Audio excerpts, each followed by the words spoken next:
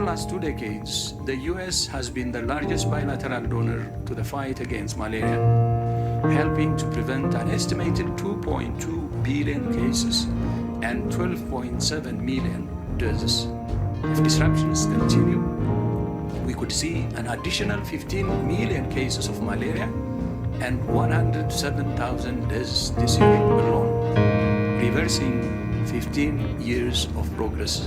It's a similar story with HIV. The suspension of most funding to PEPFAR caused an immediate stop to services for HIV treatment, testing, and prevention in more than 50 countries.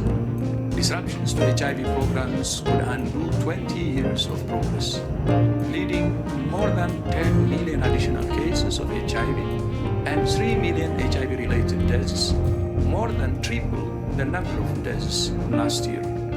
On tuberculosis, 27 countries in Africa and Asia are facing crippling breakdowns in their response, with shortages of human resources, disruptions to diagnosis and treatment, data and surveillance systems collapsing, and vital community engagement work deteriorating.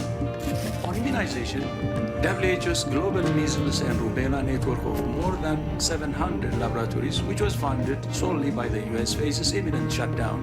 This comes at the worst possible time when measles is making a comeback. The sudden cuts to US funding are also affecting efforts to eradicate polio, to monitor the emergence of diseases such as avian influenza, and to respond to disease outbreaks and humanitarian crises. Almost 24 million people living in such crises are at risk of not being able to access essential health services.